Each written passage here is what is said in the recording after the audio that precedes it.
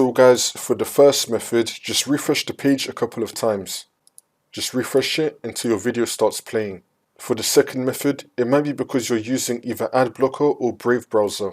So if you're using Adblocker, then click on the three dots in the top right, and then click on Extensions, and then click on Manage Extensions. Disable your Adblock while you're watching YouTube. For the third method, if you're using a VPN or proxy, then disable it. For the next method, in the top left, next to youtube.com, you want to click right here on View Site Information, and then click on Cookies and Site Data, and then click on Manage On-Device Site Data. You want to delete everything that comes up here, and then click on Done, and then click on this again, View Site Information, and then click on Site Settings. If you have any uses data, you want to delete it. Next, we're going to go back to YouTube, and then click on Reload.